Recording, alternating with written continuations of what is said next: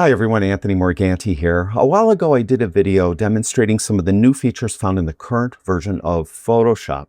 One thing I neglected to do in that video was demonstrate any of the new features in the current version of Camera Raw. So in today's video, I'm going to demonstrate some of the new features found in the current version of Camera Raw. These new features are in the current shipping version of Camera Raw. They're not exclusive to the beta version. In the description below this video, I'll have timestamps for each of these new features so that you could jump to the feature that you're interested in. Now, the first new feature I want to talk about has to do with masking.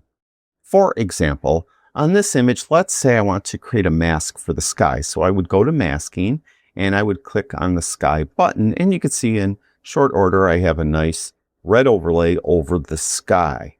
Now, to better illustrate this new feature, I'm going to change the overlay from red to white on black. With the white on black overlay, what we have is white where the image is going to be adjusted and black where the image will not be adjusted. And what you'll notice over on the right-hand side, we have two new sliders, feather and edge.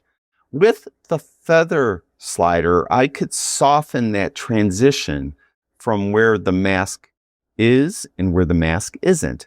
So if I move it to the right, you can see it just kind of blurs the edge right at that area. So it's helping you feather in the mask around the parts of the image that won't be getting the adjustment. With the edge slider, it's either going to contract or expand the mask. If I move it to the left, I'm contracting the mask or I'm choking the mask. If I move it to the right, I'm expanding the mask or I'm spreading the mask out. Now, how this would work in real life, let's do this. Let's go here and let's go back to our red overlay, our color overlay. As a matter of fact, let's turn that off. And I want to zoom in so you could see around the trees and where the leaves are. And to do that, when you have masking open, hold in the Command or Control key and you'll get the little magnifier glass, and then you could click and zoom, or you could just click and drag. And I kind of like it here. So we're looking around these trees here. Now let's say I have the sky mask with feather and edge at their default positions, and I'm going to take exposure down. And I'm just going to take it down a lot so you could maybe see the effect a little more effectively. You'll notice it's not really getting into the tree all the way, right? So it's not as effective. What happens if I move feather to the right? Well, what will happen, because I'm feathering it around this edge, not as much of the adjustment will be applied at that feathered edge. So we get this haloing. Now, obviously, it's not going to work for this image.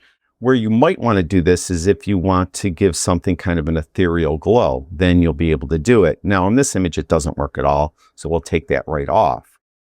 With the edge, I mentioned that if we move it to the left, we're contracting or choking the mask. So if I do that, you could see how it's kind of giving us a really bad halo as well, because we're contracting, we're pulling the mask back. We don't want that either. But if I push it to the right, I'm expanding it, and you could see how it darkens those areas. Now it's darkening the trees as well. Well, maybe now I could come in with feather and feather it a little bit, so it's not darkening the trees quite as much.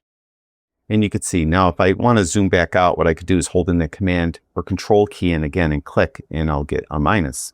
And you could see what it does. Now, obviously, in real life, I'm not going to put exposure that far down. But you could see what these two sliders do with the sky mask. Now, they're available, or you'll see them here for any sky mask you do. You'll also see them there for subject masks, background masks, landscape masks, and people masks. If you're doing any other type of mask, you won't see them there. They're only there for those specific masks. Now, these two sliders, as of the making of this video, aren't available in any version of Lightroom yet, but hopefully they'll be there soon. Now, the next new feature I want to talk about has to do with color grading. Let's go to this image, and you probably already know, for some time, you could apply a color grade to your image globally. So if we go to the edit panel and we go to color grading, you can see we have the color wheels. Now, with the current version of Camera Raw, we could do this in masking. So with that, let's go up to masking And for this image, let's mask the background. And with this, I'm going to then go to color. Or I'm sorry, I'm going to go to color here. And we're going to take saturation all the way down. So I have the background black and white. Then what I'll do is I'll go to I'll go to the new feature, which is color grading. And let's say I want to make like yellow in the midtones. So I would move this towards yellow, and maybe even in the highlights as well. So we'll move that towards the yellow. And then in the shadows, I want blue. So we'll move this towards blue. So you can see how I color graded just the background. It didn't affect the model at all. And maybe this is something you could do, you know, for a creative kind of exploration of color, where you could just color grade part of the image. In this case, I just did the background. Let me just do something a bit silly, but let's go to this black and white image. This is just a black and white image. And if I then go to masking and I want to say mask or do a color grade to her eyes. So what I'll do is I'll go to people. We'll go to iris and pupil. We'll create that mask. We have color grading. And now I want to give her blue eyes. So her eyes were pretty dark. So let's go to shadows and pull those towards blue. Let's even go to midtones and pull those towards blue. You see it's looking kind of silly, but we'll do that anyway. So you could kind of illustrate what you could do here. And then let's make them brighter here and here and here. Maybe we could go to light and we'll make them brighter here.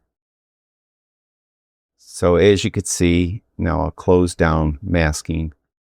I just did selective color, basically by giving her blue eyes, even though the image is black and white. And in the past, we weren't able to do that because color grading wasn't available inside of masking. Now it is. Now, the next new feature is, I guess, a nice feature. It has to do with color temperature.